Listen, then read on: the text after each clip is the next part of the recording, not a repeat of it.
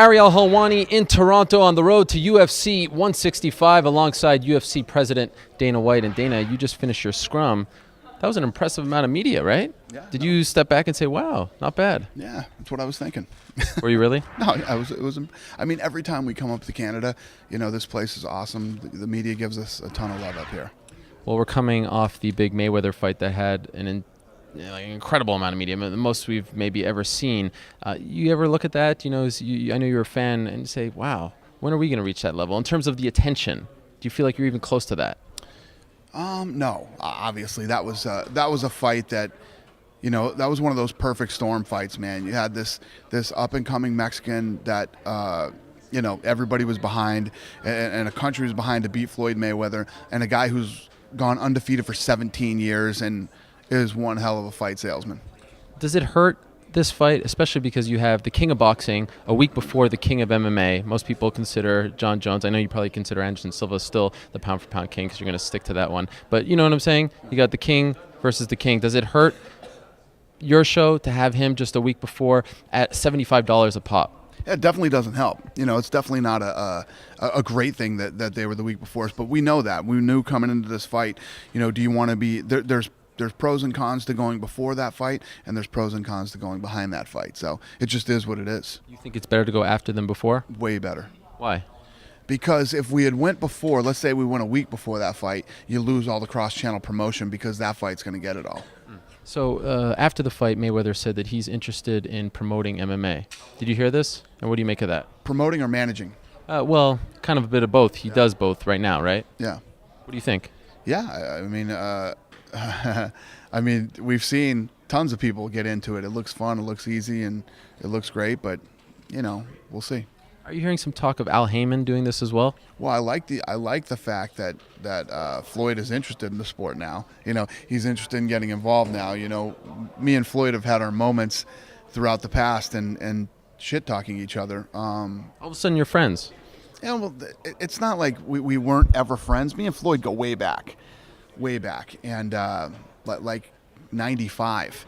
And it's not like we were never really friends. We were cool, but we were more business rivals than anything. If he'd say something that I didn't feel was right, I'd go after him, and then he'd go after me. And, we had a couple of moments where we talked behind the scenes and like, come on, dude, what are we, that kind of stuff. But it's not that me and Floyd ever hated each other. The judge who scored it a draw, C.J. Ross, has taken a leave of absence, and this has once again brought upon criticism of the Nevada State Athletic Commission. Is it time to finally look at the people who are appointing these judges as opposed to the judges themselves? We know the judges have issues, but they keep coming back. She scored the fight for Bradley over Pacquiao. We know about the issues that you've had over there. These people keep coming back. Where does the issue really lie in your opinion? The whole state needs to be shaken up and rebuilt, and it's a problem. It's the fight capital of the world. Nevada was always looked at as the best athletic commission in the world. And things have continually gone on there to where it's almost like it's done in spite. Instead of picking the best people to do this job, John Jones should be undefeated. And many other things. Just crazy. That goes to show how powerful boxing is. One judge fucks up a score in boxing, and they're like, we got to shake this whole thing, right? Look at all the stuff that's been done to MMA fighters over the years in the state of Nevada. How bad it's been. Horrible the state of Nevada has been. And now finally something is probably going to get done now. Speaking of John Jones, a lot of fans, media critical of the way this fight has been promoted because it's all been about the reach, the height of Alexander Gustafsson, not promoting the fact that he could be the first Swedish champion, first European champion. I mean, arguably you could say the biggest champion coming out of that country since Ingemar Johansson beat Floyd Patterson back in 1959. Why'd you go that route? Right. Well, that's the thing that, and where did the criticism come from in the promotion of this fight? Where? Who? Yeah. Well, it's been really a hot topic from the media standpoint, and you hear people chirping, the vocal minority, but it's there. And often you don't hear people criticizing promotion. They criticize fights, not promotion, and it's been a hot topic. Craziest thing ever. The idiots that are involved in this sport never cease to amaze me. But the big thing going into this fight, when you talk about what is the big talking point? What is the big what makes this fight different than every other John Jones fight? everybody's usually bitching about how big John Jones is. He's not a real light heavyweight. He should be a heavyweight. He's too big for these guys. If you make 205 pounds, you're a light heavyweight, okay? Well, now here's a guy who's just as big as him. So that's what the fight is about. A guy, everybody's been talking about that John Jones has been annihilating all these guys because he's too big. Well, this guy's just as big as him. He's got great striking. He finishes people. Here we go. You've been saying that a lot, but I haven't heard that criticism all that much. Because John is the one who talks about going to heavyweight, but no one's really saying he's too big for anyone. Everybody was saying he's too big for the heavyweight division, for the light heavyweight division. Maybe he should be a heavyweight. Maybe because he So fought. you think the promotion of this fight should have been about the first European champion since Ingemar Jones? Yeah, I actually said that the promotion has been intelligent, because usually it's not pinpointing a certain technical aspect of a fight. I'm just bringing what the people are saying. But my point is, again, this is just a mute point. Anybody who's criticizing the promotion of the fight is a fucking idiot, and I really could care less what they think. why do you think people are so obsessed with analyzing John Jones, his public persona? It feels like every time he does a press conference, a conference call, oh, he's really matured. Oh, we really like his honesty. Do you notice that? Like, people are very tuned into the fact of what he's saying, when he's saying it. And they don't do this with GSP, Anderson, Chris White. Why do you think that is? Hey, John Jones has one of those personalities that you love him or you hate him. Doesn't matter as long as people give a shit one way or the other. Okay, let's talk about the co-main event for a second. Do you feel like it has diminished the fight in the eyes of the fans because it's interim? They don't like that word interim. It's hard for people to really get behind a champion when it's interim. I don't know. You're not in the mood for my questions right now. No, you want me to answer a question? I have no idea. Has it diminished the fans' interest because it's an interim title? How the fuck do I know the answer to that question? I have no idea. No one has had this many interim title fights in a row, and that's why people can't get behind them, maybe. Maybe. All right, let me ask you about this. The 20th anniversary show is coming up.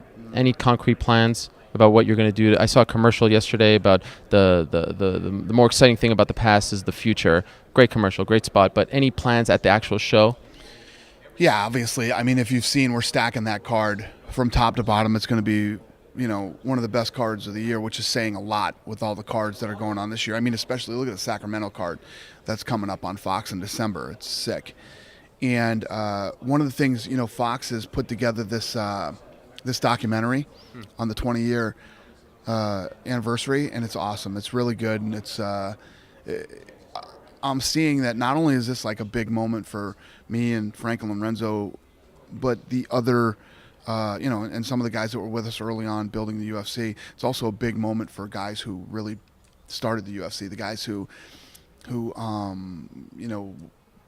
from Campbell McLaren to Bob Meyerowitz and, Gracie and everybody else. So I'm reaching out to as many people that want to come to this event and be a part of this 20-year anniversary as possible. So I think that, if you're a hardcore fan, you've been around for a long time, it'll be cool to be in Vegas that weekend because we're going to bring in a lot of the old timers, a lot of guys who not only fought back then, but guys who started the UFC. And they're receptive to it. They want to be a part of it. Oh, yeah. Have you been following up with Matt Grice and his family? Yeah. And do you have anything to update us on will he ever fight again? How serious is the situation from your vantage point? The last time I talked to his wife said things were the same, and she would reach out to me and let me know if there was any change. Okay. Have you offered a deal to Ben Askren yet? Offered a deal to who? Ben Askren. No. Okay. Will you still be involved in the Olympic wrestling movement now that it's back in, or has the work been done and that's it? Yeah, I think I did my job. I think the work's been done on my part, and I actually think it was a good thing for wrestling. It showed that things need to be changed and some things need to be fixed, and I think they get it. Okay, two more quick ones. Jim Ross, you were asked about him in the scrum. Now that you've maybe thought about it for a second, is he too close to pro wrestling? He really wants to work in MMA. Would you do this? Would you try it out? I don't know. I like I said, I hadn't thought about it. I saw it on Twitter. He's been to our office. He's a good guy. I like him. I respect him. Anything's possible. I don't know. And final question. Speaking of your office, are you moving locations? There was a story in Las Vegas that you bought a big piece of land and there's going to be a mega office coming. Is that true? Yeah, we're busting at the seams. We had to move tons of people out of our building, and we're leasing space all around, and it's become a real issue. So we ended up buying a bunch of property, and we're going to build a huge headquarters where everybody can be in the same building. When will that open? I don't know. We haven't even broke ground. We're still working on the design. Life is good. Life doesn't suck. All right. There he is, Dana White, UFC 165 this weekend here in Toronto.